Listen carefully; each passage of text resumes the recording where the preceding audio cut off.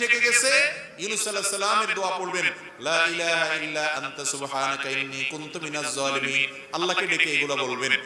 আর অসুখ বিসুখ হচ্ছে, দুরারোগ্য ব্যাধি অথবা যে কোনো রোগ হয়েছে, ছোট হোক বড় হোক, আইয়ুব আলাইহিস সালামের দোয়া পড়বেন, আন্নী মাসসানিয়াদ দুররু ওয়া আনতা আরহামুর রাহিমিন। আর যে কোনো মানুষ নিঃসন্তান অথবা সন্তান হচ্ছে, মনে মতো হচ্ছে না, ছেলে হচ্ছে মেয়ে হচ্ছে না, আল্লাহর কাছে দোয়া করবেন। জাকারিয়া আলাইহিস সালামের দোয়া সেটা কি? রব্বি লা তাযারনি ফারদা ওয়া আনতা খায়রুল ওয়ারিসিন। এই তিন দোয়ার পরে আল্লাহ বলেছেন আমার নবীরা অমুক অমুক এভাবে আমার আল্লাহ বলেছেন তার বান্দাদের এই দোয়ার পরে ফাস্তাজাবনা লা, আল্লাহ তাআলা তাদের দোয়া কবুল করেছেন। অতএব কোরআনে কবুল হওয়া ফরম্যাট এই তিনটা দোয়া যদি আমরা করি, জীবনের সকল সমস্যা কোরআন বর্ণিত দোয়া আমরা আল্লাহর কাছে করার সুযোগ পেলাম। চেষ্টা করব না ইনশাআল্লাহ?